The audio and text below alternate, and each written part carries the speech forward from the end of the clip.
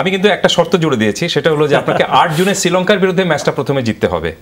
If you win that match, তাহলে আমার মনে হয় যে আপনি যে স্বপ্ন নিয়ে যাচ্ছেন সেই স্বপ্নর আপনি খুব কাছাকাছি যেতে পারবেন। আপনি কি ভরসা করতে পারেন? আপনাকে তো ভরসা করতে হবে, কারণ আপনি বিশ্বকাপে খেলতে যাচ্ছেন নিশ্চিতভাবে শুধুমাত্র অংশগ্রহণকারী দল হিসেবে না। আপনি নিশ্চয়ই বাংলাদেশকে বা বাংলাদেশ নিশ্চয়ই নিজেকে উগান্ডা বা সাউথ আফ্রিকা, আপনি পাপুয়া নিউ গিনি অথবা আপনি কানাডার মতো চিন্তা করবে না। তারা কিন্তু পার্টিসিপেট দল হিসেবে খেলতে যাচ্ছে।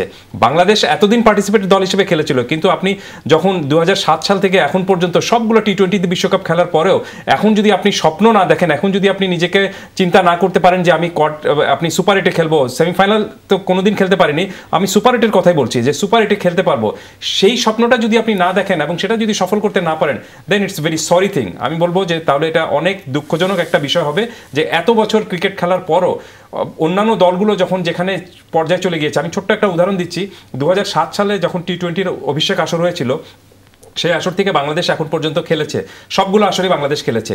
সেই আসরে বাংলাদেশের সাথে যারা খেলেছিল তাদের মধ্যে শুধুমাত্র সাউথ আফ্রিকা ছাড়া বাদবাকি সব দল কিন্তু আপনার বিশ্বকাপ জিতেছে, টি-20 বিশ্বকাপ। এবং সাউথ আফ্রিকা কিন্তু সেমিফাইনালও খেলেছে, ওয়ারেস বাংলাদেশ কিন্তু এখন পর্যন্ত আপনি সেমিফাইনাল দূরের কথা কোয়ার্টার ফাইনাল পর্যন্ত যেতে পারেনি। আগে কোয়ার্টার ফাইনালও ছিল, এখন সুপার এইট চলে এসেছে।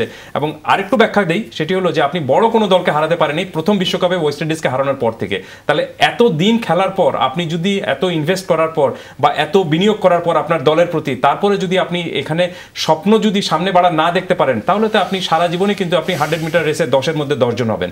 তাহলে তো আর সেইভাবে সেটা থাকলে তাহলে আর ক্রিকেট খেলে লাভ নেই।